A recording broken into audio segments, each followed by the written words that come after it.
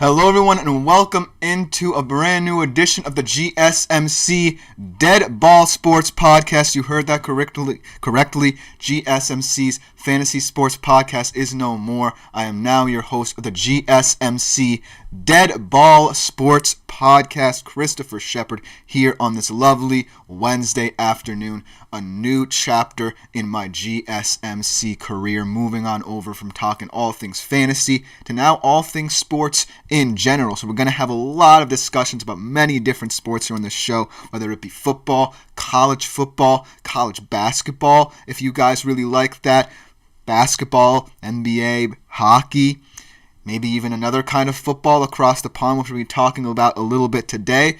But it is, like I said, a new era here at the GSMC Sports Network that I'm really excited to bring to you guys. It is an honor to host this new edition of the GSMC Dead Ball Sports Podcast. It's going to be quite the ride, my friends, and I'm glad you're going to be joining it with me. We're going to have a very football-heavy show, also another kind of football coming up at the end of this show as we talk about unexpected top-of-the-table clash in the Premier League over there, but mostly American football will be the point of emphasis today. We'll be previewing all the wildcard games, specifically in the AFC. We'll be talking about some reactions to some head coach and offensive coordinator firings, namely the firing of Doug Peterson by the Jacksonville Jaguars and Ryan Grubb by the Seattle Seahawks. So it's going to be a very football-heavy show. And then our last segment will be European football talk as we talk about Forest, Liverpool, across the pond. But before we get into any of that exciting, fun stuff on our first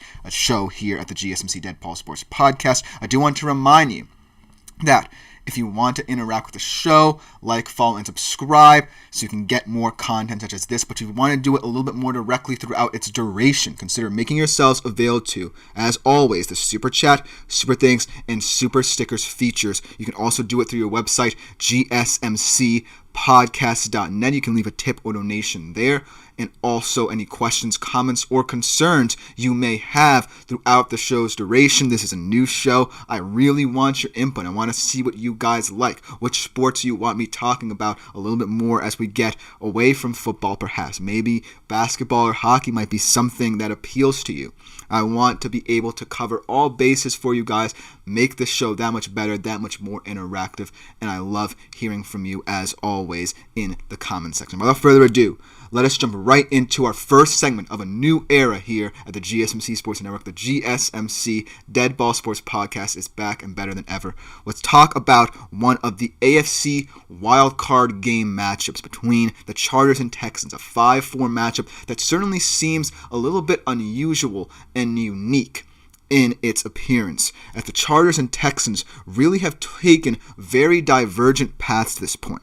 But let's start off with the Houston Texans here in this matchup. As the higher seed, I don't want to go that far just yet. As the higher seed here, they reached the playoffs as the AFC South champion, but this year was much more challenging for them than people think. After a great first year of the DeMeco Ryans and CJ Stroud era, where CJ Stroud was breaking a lot of rookie records last year, becoming one of the more prolific passers of the football last year, kind of regressed to the mean this year as well as DeMeco Ryans' philosophies a little bit, even though we're going to talk about the defense a little bit later in this segment. Let's talk about the offense a little bit. CJ Stroud was pressured on 35.8% of his dropbacks, the fourth most in the entire NFL, and as a result, inconsistencies along the offensive line, injuries to that wide receiver core added all up, and it was not a very convincing season over in Houston. Now let's talk with the Chargers a little bit, because they took a very circuitous route here.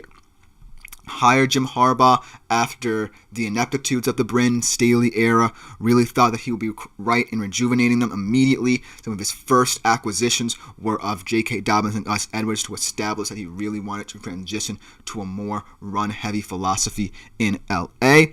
Really got Justin Herbert to buy into it, and yes, Justin Herbert statistically had his worst season of his entire career this year, but it benefited the team because of the run-heavy philosophies that Jim Harbaugh was able to implement. On the defensive side of the football, he brought in fellow Michigan man, Jesse Minter, to revamp this defense, and it's looking better than ever, even with all the young players they have well within their secondary and their front, really looking very strong. So this makes for a very intriguing AFC Wildcard 5-4 matchup here, because it seems like it's very even, but I can certainly see why the Chargers surprisingly could be the favorites even on the road here in this match. But let's talk about the keys for each of these teams headed into this wild card matchup here, starting off with the Texans, because the Texans' MO this season is highly different from what it was last season, whereas you got a more complementary approach from both your offense and your defense that balance each other out and really pay dividends. I feel like this year it's all about the defense, because the offensive ineptitudes are myriad. They are a vast problem that they need to find out how to adjust come postseason time, come this game. But let's focus on the defense here, because the defense can truly impact the outcome of this football game. Let's talk about how they can generate pressure. They are a strong defense, mainly in that front. Guys like Will Anderson, guys like Danielle Hunter, very strong at generating pressure on the quarterback. In fact, they are one of the legal leaders in allowing QBR to opposing quarterbacks with a league-high 54.7. They're fourth in the league in sacks with 49. So obviously, the center point of this team stems from its defense. Getting pressure consistently on Justin Herbert, who may not necessarily like being forced to pass as often. They want to establish the run to the Chargers, and we're going to talk about how they can do that effectively in this game so as the pressure on Justin Herbert doesn't steadily mount. But ultimately, that's how Houston stays in this game. Get enough stops, hopefully change the field position battle in your favor, and ultimately create shorter drives for your offense to where they feel they can get into a rhythm. Because right now, the Houston offense is not coming in looking all that good. They're 18th in scoring.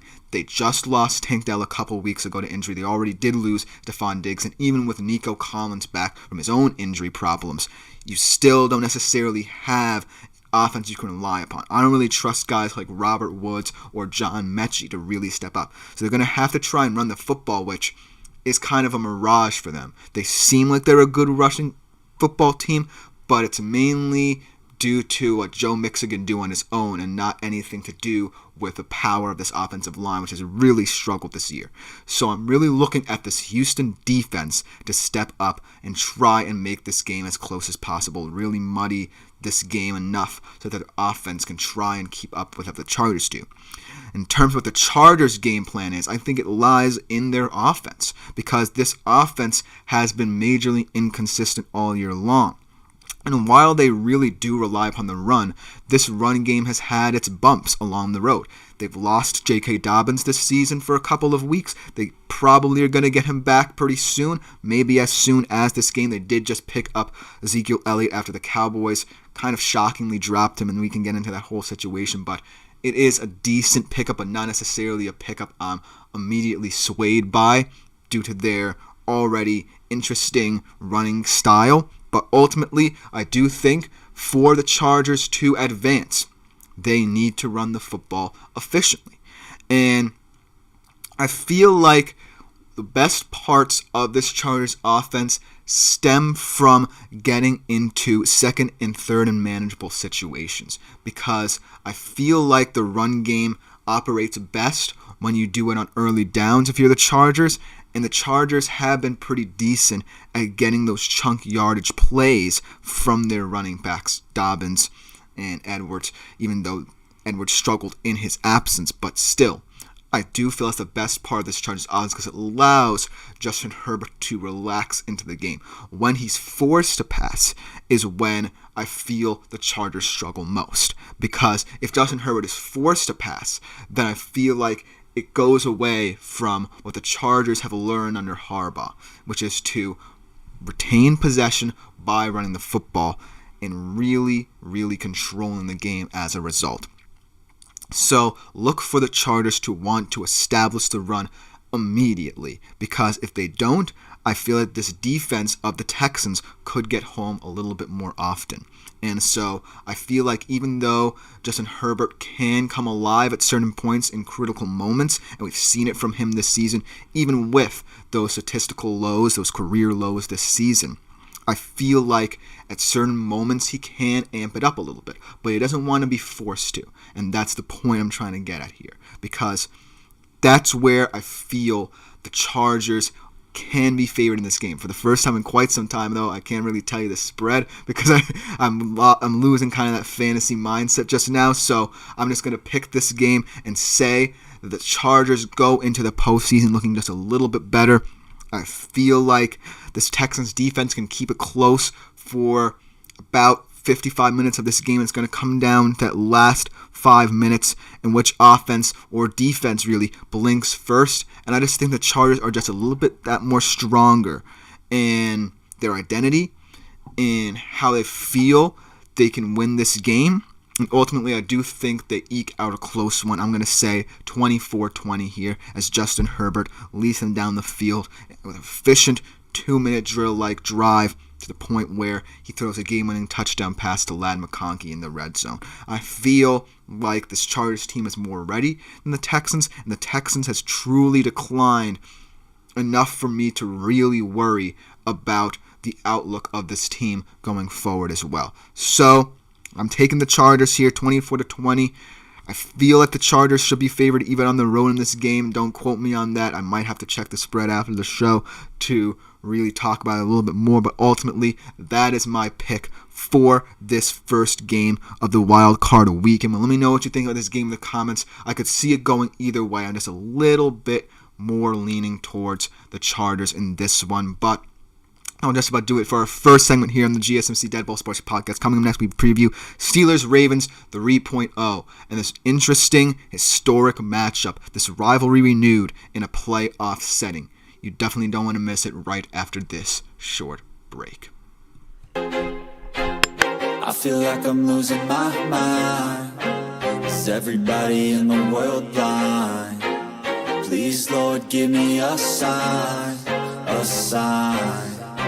I feel like I'm losing my mind. Is everybody in the world blind?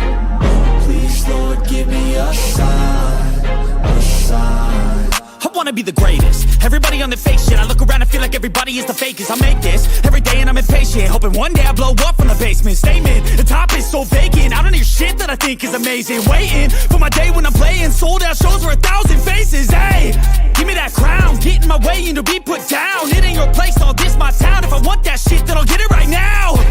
I'm losing it, the noose it fits. I'm losing shit, a stupid myth. You choose to live or choose to dip. You choose to fight or lose your grip and lose a gift.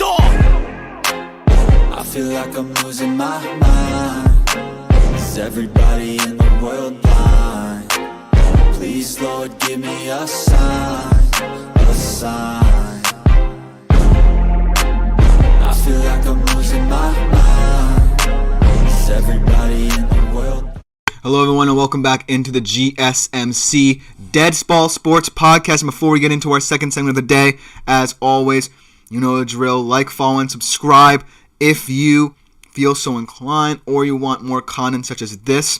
Also, I would really love your input on which sports you would love me to talk about here in this new era of my career at the GSMC Sports Network. Leave any tips or donations if you so feel as well for our website, gsmcpodcast.net, or through the Super Chat, Super Thanks, and Super Stickers features here on YouTube. Great way to contribute and interact. It will just make the show that much better, I guarantee you, as we get deeper and deeper into the sports year. But without further ado, let us jump right into our second segment talking about that other AFC Wildcard matchup on Saturday. Steelers-Ravens 3.0. The historic rivalry of the AFC North gets renewed in a playoff setting. And I'm really intrigued by this edition of it because we really didn't learn all that much about these two teams when they played each other twice this season. The first matchup at the Steelers was an 18-16 slugfest where the Steelers proved that they still had Lamar Jackson's number.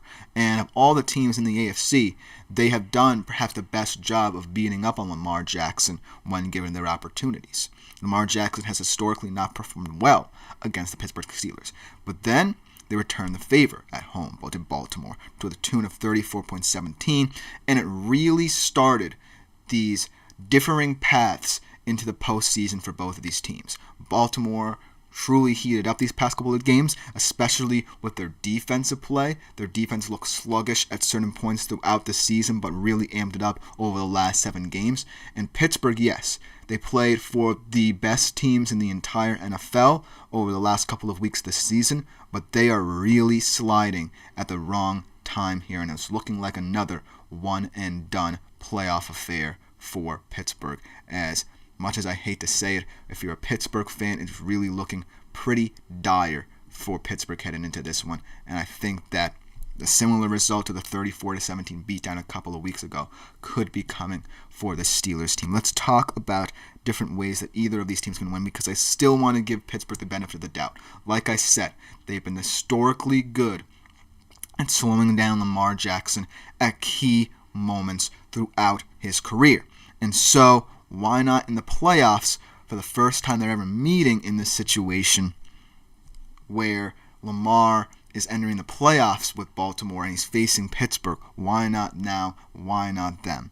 But let's talk about how they have a tough mountain to climb to get to that point. Because Baltimore, let's talk about them.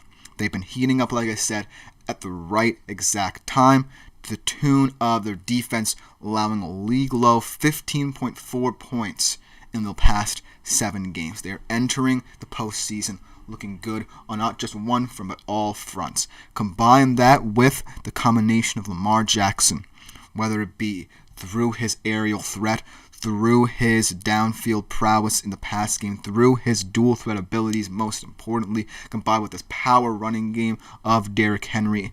Now this defense really stepping up. A lot of people were questioning how this defense would look sans Mike McDonald coaching it, and they really stepped up to the plate in these past couple of games. But they are facing a tough task in that Pittsburgh really does know their number. Yes, Pittsburgh's defense right now is coming in kind of the reverse fashion to this Baltimore Ravens defense. They've allowed a league high, I believe, 27.3 points per game over their past 4 in that 4-game slide, where they faced the top teams in the AFC and NFC that they should want to be able to beat come postseason time. So it's very, very worrying. And these defensive lapses are uncommon for a team known for their defensive prowess. It's miscommunications.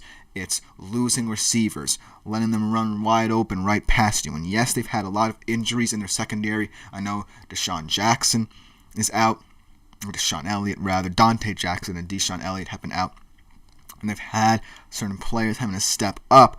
But still, this is the Steelers defense we're talking about, and it shouldn't have cratered to this level at this juncture of the season where you want to be able to compete in the postseason. And if you're Mike Tomlin, you should be frustrated because this is seemingly going to be another one of those one-and-done playoff exits for Pittsburgh yet again. But if there's one thing going for them, one silver lining, it's Russell Wilson's playoff experience. And I know it's something that's a little bit of a stretch here, considering that he hasn't been to the postseason actually in quite some time, whether it have been in his final years in Seattle or his tenuous years in Denver. He hasn't really been these past couple of seasons, and there's going to be a lot of pressure on his shoulders to deliver against Baltimore in this setting. But I do think he's someone who knows what it takes to get there, and his experience could play key in this moment, in this setting on the road against Baltimore. Now, certainly, I feel like if you're a Pittsburgh Steelers fan and you're trying to find ways to justify your team winning this game, you would certainly think that the defense would be the answer, just because they've historically been able to slow down Lamar Jackson more so than the offense has been able to put up points on Baltimore's defense. But I do think there's hope and optimism in knowing that Russell Wilson is a quarterback who has established pedigree in the postseason. And so that's where I kind of start to see the silver lining for the hopes of Pittsburgh. For their offensive game plan, if they can just, get a rhythm going where they don't stagnate on early downs, and they're not forcing Russ to create something in 3rd and long, 2nd and long situations, then they can try and play the possession game and try and force the Ravens to play catch up with the time they're leaving them, right? Because I view the Steelers as an offense that is a little bit too Russ-centric. They are kind of forcing him into situations where he has to be the magical Russ that he was for many years of his career in Seattle, and that's really not going to work for you in a postseason setting when you have 35-year-old Russell Wilson rather than, say, 25-year-old Russell Wilson. So it's not going to work in that setting, so you're going to have to find ways to circumvent it. You're going to have to find ways to establish the run game with Najee Harris in better situations than those little pitches they run, which really kind of tick me off, because even though I'm not a Steelers fan, I hate when you try and run the football off a pitch behind an inconsistent offensive line, which the Steelers' offensive line has been this year. And really try and develop and grow into this game if you're Arthur Smith game planning for this. And then on the defensive side of the football, you're really going to have to key in on what you want to stop when it comes to the Ravens, because I don't necessarily think you're going to stop every single aspect of the Ravens offense if you're the Pittsburgh Steelers. You're going to have to want to say, do we take away Lamar Jackson's dual threat ability? Do we take away the run game entirely, try and bottle up Derrick Henry? Or do we key in on shoring up our downfield defense and try and limit the big plays that Baltimore are certainly capable of? And I do feel that of all those three options in slowing down this Baltimore Ravens attack, you got to slow down Lamar Jackson's dual threat ability if you're the Pittsburgh Steelers. You can't let Lamar Jackson get out of the pocket, and I do feel that the Pittsburgh defensive front is still fearsome enough to get to him and generate enough pressure. It's going to be up to the secondary to stop certain explosive plays from happening downfield. And ultimately, I do trust that this Pittsburgh defensive front can generate some sort of pressure on Lamar Jackson, because granted, these are two offensive lines that have been pretty inconsistent for these playoff contenders. I feel like the Ravens' inconsistencies were more towards the start of the season, and Lamar Jackson and Derrick Henry just overcame them just because of how special they are as athletes. But ultimately, I do feel that is one of the weaknesses that you can exploit if you're Pittsburgh defensively. On the Baltimore side of things, I do feel like you're going to want to get Lamar into more of a rhythm. And I'm not saying this becomes a detriment to his dual threat ability, but I do say that if you want to attack the Pittsburgh secondary a little bit more because of their vulnerabilities, you're going to want to get Lamar into more of a rhythm than his dual threat abilities seemingly adapt to. Because I feel like if the Pittsburgh Steelers do, as I say, key in on stopping him getting outside the pocket and creating out of structure, then you're going to want to find ways to stop the pass rush. And one way of doing that is trying to get Lamar Jackson short to intermediate routes open where he's not necessarily facing that much pressure. And I know it's kind of weird pinning Lamar Jackson in that camp as kind of a quote-unquote pocket passer, which I don't necessarily think will happen just because of how special he can be out of structure, but it is something that the Baltimore Ravens might want to keep in the back of their mind in order to prepare for what Pittsburgh's defense is going to throw at them. So that's why I feel like you have to develop some sort of plan. If Lamar isn't operating out of structure, creating out of structure, then you're going to want to have to find ways they can advance the football and stay on schedule. Because I do feel like Pittsburgh also can feel like if they generate enough pressure on Lamar Jackson, they can force turnovers and thus win the field position battle. So if you're Baltimore, you're going to want to try and staunch that. You're going to want to try and stop that. And so that's what I'm trying to say here. Not saying that Lamar Jackson can't just be special and blow Pittsburgh out of the water, which he certainly is capable of, but you're going to want to find a way, if you're Baltimore, to come up with another plan B, because I feel like Derrick Henry can be a decent factor in this game, but if you want Lamar comfortable and you want to kind of counteract what Pittsburgh is throwing at you, then you have to come up with something that looks like that blueprint that I just laid out. But I still am erring on the side of Baltimore here just because they are the better team, and I feel it will be more 34-17 than 18-16. So I'm going to take the Ravens here, 34-20. I'm going to give the Steelers another 3 points here just because, but I do feel like right now at this current moment, Pittsburgh's reeling, and they really haven't shown they can compete with the elite of the AFC. And so I just feel like Baltimore is ready to pounce. They are the absolute opposite of where the Pittsburgh Steelers are right now, and they're looking to pounce. And so that's why I feel like the Ravens could look to have another beatdown courtesy of the Pittsburgh Steelers on their hands here. So that's why I feel like Baltimore's going to win this one handily. Let me know what you think about this game in the comments, because coming up next, we kind of transition from talks of games to talks of head coaches, because this is the period of the NFL season where we hear a lot of hire news.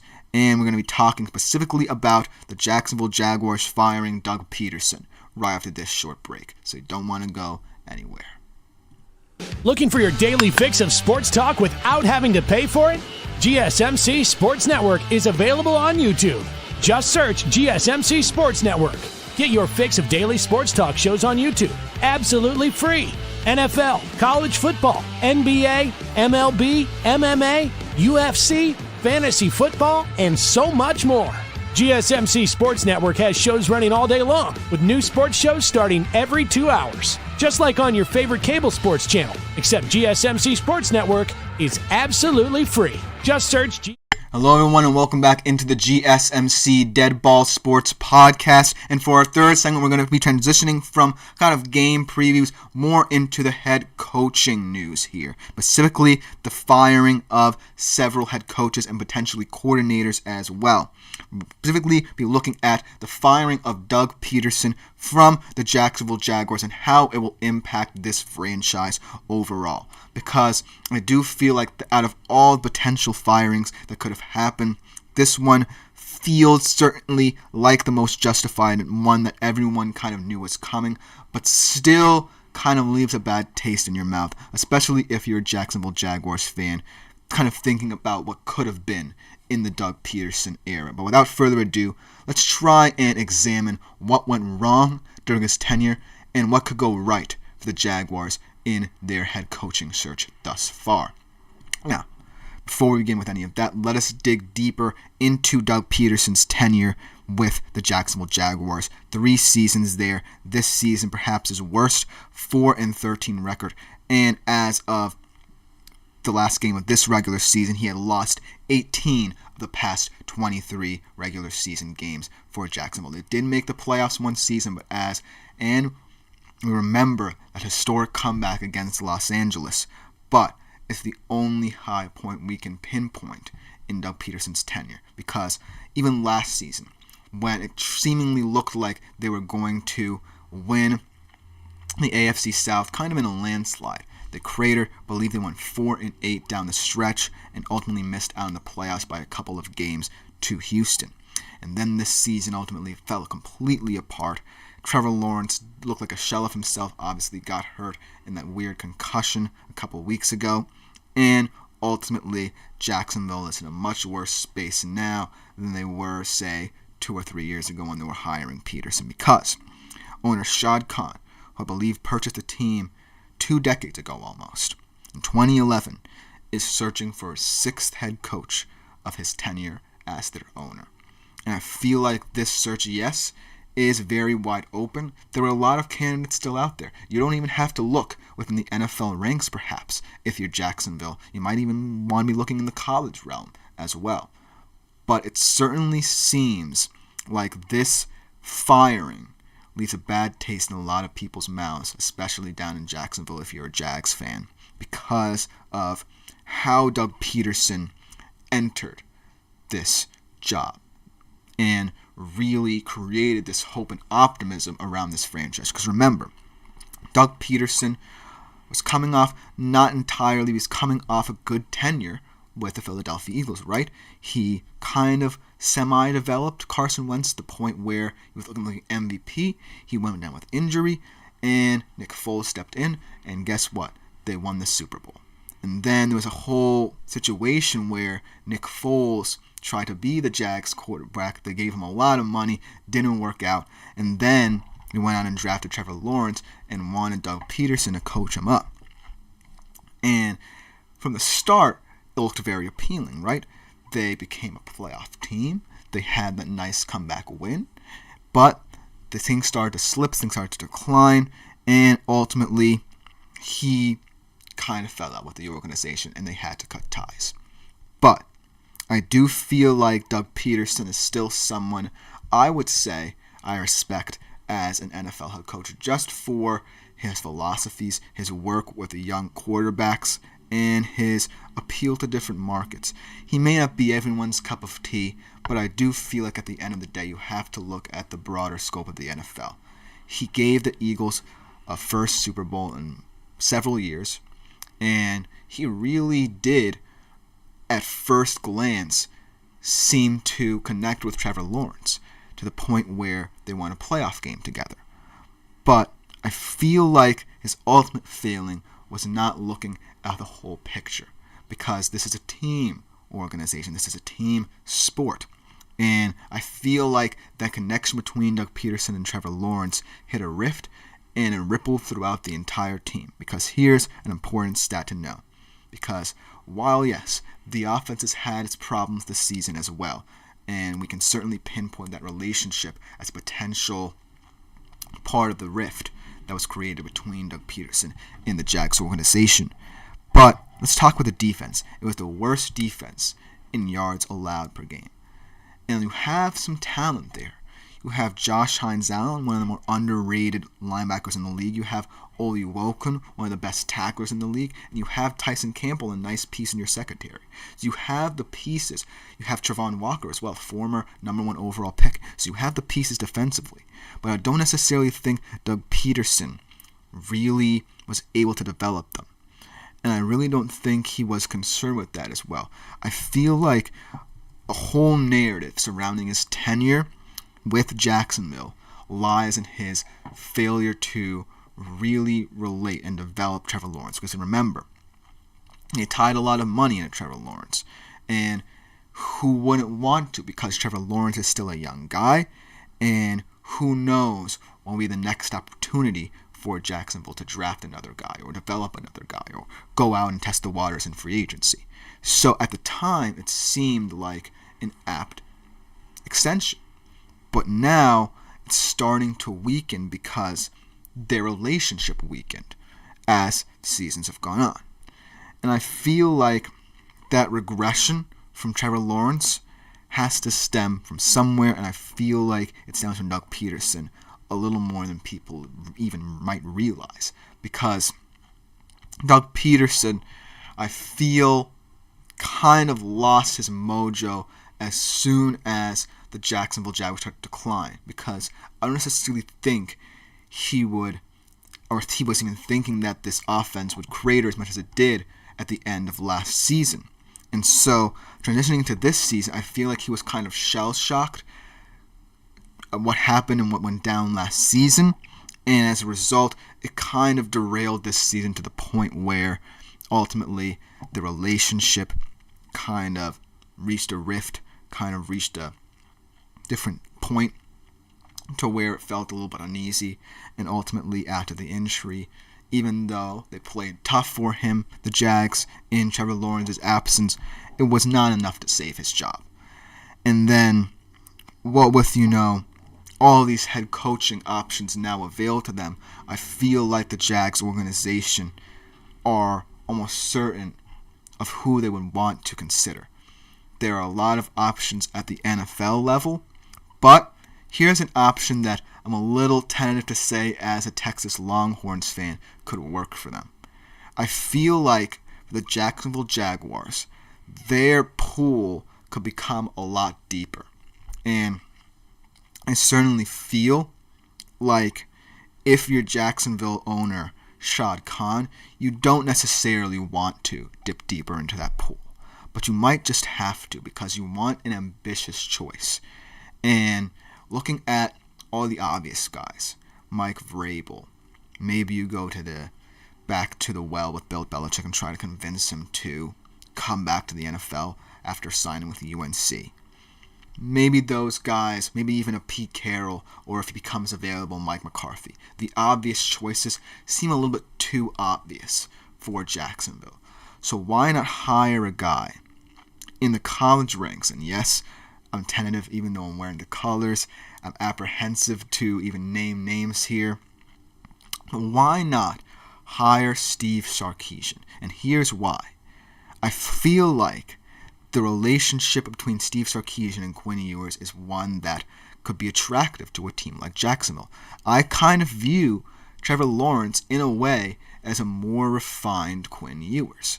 I feel like both of them have deep balls that you can rely upon at certain moments, and I feel like, they can also rely on a power running game. And Jacksonville this season saw they had decent running back play from both ETN and Bigsby. So, if Sark truly is someone you want to look out for, then I think it will be an apt decision for Jacksonville. I'm just thinking about the future here because I feel like Jacksonville are centered on trying to develop the most out of Trevor Lawrence, trying to make him their franchise QB. If you're really serious about that, Steve Sarkisian might just be your guy because he's really helped Quinn Ewers develop as a college athlete and as potentially an NFL prospect. So comparing those two, in Lawrence and Ewers, I can see parallels that might excite this Jacksonville Jaguars organization. And then defensively, yes, Sark is not necessarily the biggest defensive mind, but he's worked with a lot of different coordinators, people Kwiatkowski notwithstanding, who I feel like really can elevate this young Jacksonville defense that's really shown a lot of promise, in my opinion, this season. They've kept a lot of games close against elite competition. They held the Minnesota Vikings to 12 points this season. Let's not forget, they've kept games closer than people would have thought from Jacksonville this season. And so, if Steve Sarkisian gets his staff right, should he be the hire, I'm really intrigued to see how this defense improves. Because, like I said, they have the pieces and they have a decent enough draft pick to invest in someone, say, like a Will Johnson in the secondary for their rebuild here. And he would complement Tyson Campbell perfectly. So if Sark brings in, say, Pete Kwiatkowski or someone from the college ranks or even looks in the NFL pool, I feel like he can build a strong enough staff that will allow him to focus on his relationship with Trevor Lawrence and also allow for them to rebuild on defense. And I feel like, even though it seems far-fetched, and as a Texas Longhorn fan, I would hate to lose him even though he has kind of given me a heart attack over the past couple of years, I feel like he would be a nice decision should the Jacksonville Jaguars decide to go with him. But then again, like I said, the pool is deep. I just mentioned several big names that maybe might not even be within the realm of Jacksonville's consideration. But I do feel like Steve Sarkisian, looking at the similarities with how we can develop a young quarterback, truly make him a franchise quarterback, much like what we did with Quinn Ewers at the college level, I feel like maybe they might want to consider that. And so, even though it's a challenge for anyone to come from the college ranks and really adjust to the NFL, I think Sark can do it. But I do feel this Doug Peterson firing is really an interesting one to examine because his tenure wasn't all that bad. It's just that I don't necessarily think the owner's focal points align with his own. And I feel like now they're starting to realize they need to develop the scene as soon as possible, or they're going to be wasting a lot of talent here.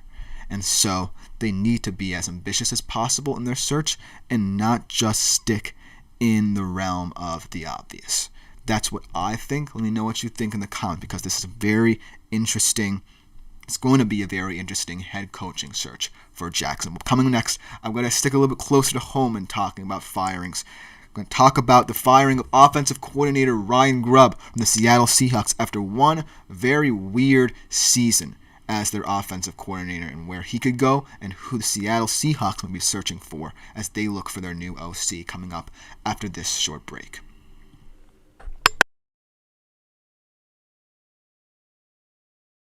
For the best and latest podcasts available anywhere, go to the podcast app on your cell phone and type in GSMC to access free content-rich podcasts on health and wellness, book reviews, sports, entertainment, relationships, social media, movies, technology, finance, and even weird news. Subscribe and download the GSMC Podcast Network's family of shows.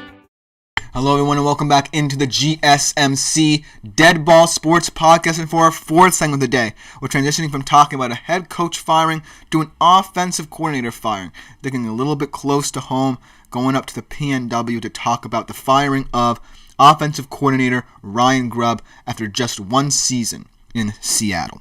Now remember, Ryan Grubb was someone who was the offensive coordinator at the University of Washington, led one of the most prolific scoring offenses in college football history over there, led them to the national championship game, and coming into this season, after being hired as the Seattle Seahawks offensive coordinator to round out Mike Macdonald's staff, it was a lot of hope, a lot of optimism as to what the Seattle Seahawks offense could look like. Obviously, it meant a lot of responsibility from Geno Smith, as seemingly it opened up the pass game to new horizons, but it also meant that potentially there was going to be a lot more ambition in the decision-making of the offensive coordinator in Seattle, because as a Seattle Seahawks fan, I can tell you there has been a lot of frustration with the offensive coordinator position and how it has been handled. And I feel like a lot of it does stem from organizational, quote-unquote, dysfunction, not necessarily dysfunction to the point of nothing's working, but dysfunction in terms of how this personnel / structure is set up over here in Seattle, because I do feel like a lot of fans do think that a passing attack could work because we have the receivers to do it, but also they do want to see more balance, more complementary football from the Seattle offense, because at this current moment, we can't necessarily employ that, but also it's on the offensive coordinator to at least try and develop that into your offensive system. And I feel that's why they parted ways with him after just one season up there in Seattle. They did go 10-7, and despite some inconsistencies in their offense, there were moments where the Seattle offense felt like it could score with anybody. There were really a lot of bright spots, but there were a lot of low spots as well, namely the failures of the offensive line, failing to find a starting combination up front that really coalesced well together, the running game, which we'll talk about a lot in this segment, and also the red zone offense, especially Geno Smith. But I feel like, as well, they kind of bit the bullet a little bit too soon. And the reason I'm saying that is, when you look at Seattle's offense, you have a lot of nice pieces. You have perhaps one of the top 5 receiving corps in the NFL. You seemingly have a running game that could be an established potent running attack. And you have a quarterback in Geno Smith that has proven that he's at least competent enough to get you to a 10-7 point, get you within the playoff picture, which is what you want as you're a new head coach, as you're trying to improve year in, year out in this tenure. And so I kind of feel like giving up on Ryan Grubb feels a little bit too soon. And I feel like they should have at least allowed him one season to, should Seattle have gone into this offseason with a concrete plan and really hit all the marks with that plan, to then implement his style of offense with a new rebuilt, revamped offense. But unfortunately, that's not the way of the NFL. And I don't necessarily feel that his philosophy certainly align with Mike Macdonald's philosophies, and that's why ultimately I'm kind of on the fence about this firing. But let's talk about the mishaps of this offense this season before we talk into why potentially Ryan Grubb could have stayed. They were 21st in scoring, 14th in total scoring, 8th in pass yards. So on the surface, a pretty average offense by NFL standards. And in a league where passing seemingly has gone down, their elevation in terms of passing, their evolutionary style of passing the football, seemingly worked for them enough. But here's the moral of the story here. In Seattle, no matter who's the head coach, they're going to want to run the football, because in Seattle, defense matters a little bit more than what you do on offense. And if you don't run the ball, then your defense isn't commented well enough. And so that's what frustrates a lot of Seattle fans and a lot within the organization. When you can't run the football, you can't play your brand of football as a result. They were only 28th in rushing, 17th in yards per carry, and that's not going to cut it in that Seattle environment. And so that's where I feel Ryan Grubb failed to capture the essence of what a Seattle offense needs to be. He didn't really stick with the run game in certain situations, and as a result, his red zone offense stagnated. Geno Smith was asked to pass the football a little bit too much, and as a result, this offensive line cratered around him when it was already bad to begin with. And so that's why I feel Ryan Grubb missed the mark here. But then again, when you look at all the deficiencies, are they entirely Ryan Grubb's fault? Geno Smith is forced to throw the football in that area because, well, your run blocking on your offensive line is atrocious, and you can't run the football in those 20-yard patches of the field. And if you can't run the football, the only way to attack defense is trying to vary your passing game, which ultimately worked more often than not in Seattle. I actually think Ryan Grubb, in a sense, overachieved with what he had, because there's no way this offense passing the football should have worked as much as it did, to the point where they were one spot away from making the playoffs, in spite of that offensive line. But I do feel like there's a standard in Seattle to where if one aspect of the offense isn't clicking along with the other, then you're gone. And it has been the case these past couple of years.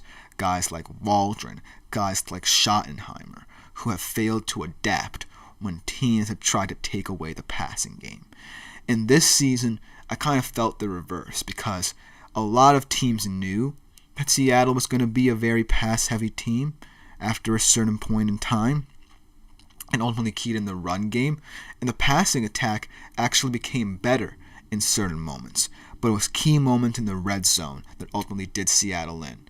And ultimately, had they had a decent run game, who knows what this offense would have been, and ultimately where they would have been in the terms of the playoff picture. They could have won the NFC West, maybe even as a 3-2 seed, had a couple games swung their way, and ultimately had a shot in the playoff picture. But because of the ineptitudes of that running game, because of the ineptitudes of that offensive line, which in terms of Ryan Grubb aren't necessarily his fault, but something you feel he would have had to address, that's where frustration started to arise, and ultimately how Seattle came to this decision. And I feel like when we look at Mike Macdonald's first season, there was a clear vision here. I feel like he diagnosed problems in the defense. They were aggressive at the trade deadline, something that they haven't been in recent years. They signed Ernest Jones, who they revamped this team. Hopefully they re-sign him yet again, and he doesn't end up in free agency, because he's a key catalyst to their defensive turnaround after the bye.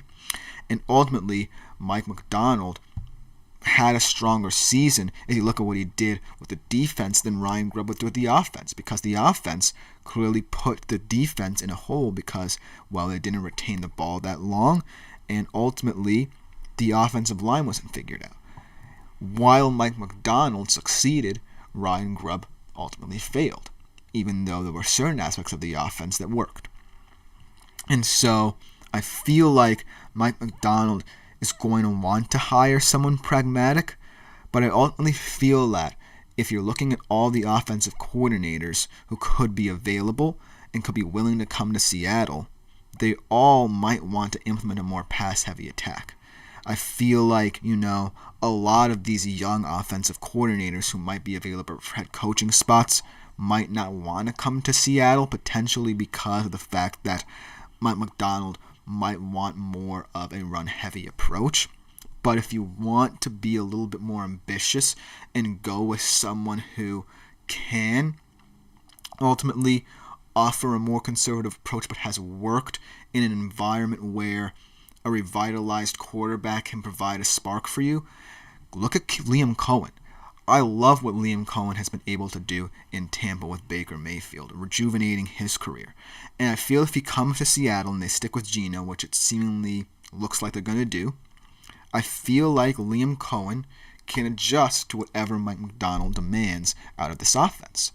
And I feel like he is someone who has also had to work with a kind of tenuous offensive line, a lot better than Seattle, but one that has been a little bit tenuous and does rely a little bit more on Baker's creation of structure. So I do feel he'll have some understanding of how to develop this offensive line. And I feel like he's also someone who's seen what opponent running attack can do with Bucky Irving, Rashad White, and Sean Tucker this year. So I do feel that Liam Cohen, if he's willing to accept another offensive coordinator job rather than try his trade at the head coaching position, could step into the role of Seattle offensive coordinator very nicely and really relate to someone like Geno in this offense, a guy who rejuvenated his career. So that could be another option, but I'm really not sure where Seattle's looking to go here in their search, because I feel like they could just want to get someone who implements their style, or they could be more ambitious. Who knows? But hopefully they finally get this one right, and ultimately we'll see a nice little offensive resurgence next year and hopefully see them in the playoff. But let me know what you think about this one in the comments. I just wanted to throw this in there as a Seattle Seahawks fan, as kind of my own segment to open my new chapter here of the show. But coming up next, we're going to be transitioning from American football to European football, and an unexpected top-of-the-table clash in the Premier League sees Nottingham Forest take on the slot machine that is Liverpool. We'll be right back to conclude today's show after this short break.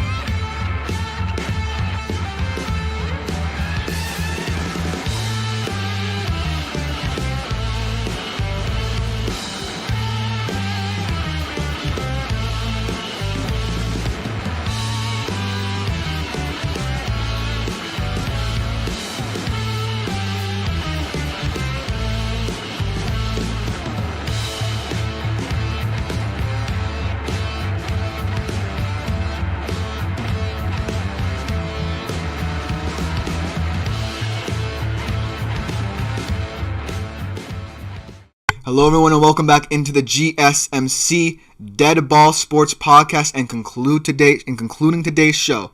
If you're a European football fan, you might want to stick around because I've always wanted to do this on a sports show. Talk about a sport I love, heading across the pond to look at an unexpected top-of-the-table clash in the Premier League. I know this game is going to come up in about a week's time, and I might be looking at this a little bit too in advance, but this game is going to be one of the most intriguing in all of Europe this season. Nottingham Forest taking on Liverpool as Daniel Ritchie enters the chat. Thank you for your contributions, Daniel. But this game is a very unusual game because it pits one of the European powerhouses over the past couple of years in Liverpool against an unexpected underdog in the Premier League title race, Nottingham Forest. Let's talk about Nottingham Forest a little bit and how their unexpected rise up the Premier League table has caught everyone by surprise, but how they've truly shown that this title chase could be for real. Nottingham Forest, these past couple of weeks, have won 6 games, 3 against sides that are in Europe this season. United, Spurs, and just checking this article here, Aston Villa. 3 teams in title contention along with Brentford and Everton, 2 sides that on their day can be in good form. They have 9 clean sheets this season, the most of any Premier League side. Their 40 points accumulated this season are 8 more than they achieved all of last year, Nuno Espirito Santo's first year as manager, when they finished 1 place above the relegation zone. Their 6-game winning streak has not been seen in Nottingham Forest history since 1966-67. The legendary Brian Clough managed that Nottingham Forest side. So this is history right here for Nottingham Forest. And they're doing it with a 33-year-old striker who has been a Premier League cast-off, kind of a guy who's fallen to the wayside, in Chris Wood, who has scored half their goals this season, and an electrifying midfield front 3 trio of Morgan Gibbs-White, Callum Hudson-Odoi, and Anthony Elanga this season, who have really provided the pace and creativity in this side. That of all the top 4 sides has scored the least amount of goals. Only 26 goals scored all season. But their identity, their culture, stems from perhaps the most solid backline in all of Europe this season. Nuno Espirito Santo, the manager, has done this with all of his teams, really centered on building through the back line. He's done it with effect in Wolves, establishing them as a top side in the Premier League, a side staying well above relegation until now. After he left, he did it to a T at Tottenham, well, not necessarily effectively at Tottenham, and I'm sorry Spurs fans for mentioning his short-lived tenure there, but I had to. And now he's doing it with Forest to the tune of leading them to 3rd place in the Premier League, only on goal difference. I believe that this game is going to be played before the North London Derby, which we're also going to talk about next week. So, if Forest does win this game, they will be 2nd place for the time being, at least for a day, behind Liverpool in the Premier League table. But let's talk about Liverpool for a second, because this is a slot machine. After the Jurgen Klopp era, after all the emotions, after all the fun that Jurgen Klopp brought to Anfield, they hire a kind of semi-serious guy in Arne Slot of Feyenoord, a guy who was seemingly untested in the depths of the Premier League. And he has created a quote-unquote slot machine, a possession-based monster that's seeing Liverpool play some of its best football. 14 wins, 4 draws, 1 loss. And yes, one of those draws came just a couple of days ago at Anfield in the snow against a Man United side that really had been struggling up to that point. But I think that game is more about Man United finally coalescing as a team than whatever Liverpool did wrong. Because Liverpool still looked very potent in that game, and they still look very potent in this one as well. They have one of the best defenses in the league. And yes, there's a lot of impasse here in terms of contract situations as their top 3 stars are being talked about constantly, but they're still playing some of the best football in Europe. And I do want to mention this. The only loss Liverpool has suffered this season has come to this very Nottingham Forest team. 1-0 all the way back in matchday 4. Yes, it might seem irrelevant to talk about this game compared to this game because Liverpool has looked much better and we know more about them now than we did at the start of the season. But it's still sitting in the back of my mind as to how Nottingham Forest can do it again. The 1-0 result came on a lone Callum Hudson-Odoi goal all those weeks ago, and it really has offered a pathway in for Nottingham Forest to really challenge the title race, because had they not won that game, we could be talking about Liverpool opening up a 9-point gap at the top, an even bigger gap at that. But the gap is only 6 for both Arsenal, who can be more proven as a title contender, but still haven't necessarily proved that they can take a team all the way these past couple of years, and Forest, who are going to definitely struggle to score goals all season, but still are in the thick of it. And so this offers a mouth-watering clash of absolute cinema at the top of the table. And I feel like the best way to examine this game is how Nottingham Forest can take the air out of it, and how Liverpool can inject their pace and creativity. And I feel like battles are going to be won defensively for Nottingham Forest and through the midfield for Liverpool. So let's talk about Forest strengths first and their keys to victory here. And I feel like it's not going to be as simple as it was those many weeks ago, where they were able to employ their solid back line to a T and really hit Liverpool on the counter-attack for that one goal. It's going to have to be more of a team effort. And I don't really trust this Nottingham Forest midfield. In fact, I can name a lot of players in their front three. I can name a lot of players in their defense, but I don't necessarily know how this midfield, who I can't really name or pinpoint one focal point, if you do not include those players who I mentioned, Gibbs White, Hudson-Odoi, or Elanga amongst the midfield depth. As a midfielder, I can't really name someone who can be a game changer for them in that area of the pitch. And Liverpool have a lot of game changers in that area of the pitch on the other hand. So that's going to be where Nottingham Forest will struggle to get a hold of this game. Now Liverpool, let's talk about the midfield. Ryan Gravenberch has really looked rejuvenated under Arne Slot. Really one of the best ball carriers in the entire Premier League and potentially all of Europe, at least this season, and someone who they really trust in those areas at the pitch at advancing the ball. Then you have Alexis McAllister, who adds a little bit of creativity, and then you also add in the wing-back play and how effective they can be on the flanks with both Robertson and Trent Alexander-Arnold, creating those overlaps on the flanks specifically, but also centrally at times that are really hard to pick up if you're Forest. But I really think where the strength of Forest lies is their back line. Specifically, their center backs, Murillo and Nikola Milenkovic, who have really stepped up this season, and if you ask me, would be in my Premier League team of the season if the season ended today. As Kyle Oifer enters the chat, thank you, Kyle, for your comment. But ultimately, I do feel like where Nottingham Forest falls short is the over-reliance on those four men that I discussed before. Chris Wood, yes, turning back the clock this season, really showing that he can still be a competent goal scorer, competent target man for a team like Forest, for a team like Burnley, like he was for many years. But I do feel like there's going to be some point where you can't rely on him much. And yes, they have a guy in Taiwo Awoniyi who offers a lot of pace and creativity up front as a substitute, but I do feel like he's not necessarily going to be the best option to break down a resolute Liverpool backline. I do think that Morgan Gibbs-White is someone who could be an X factor in this game. I love his creativity. I love the area of the pitch he takes up.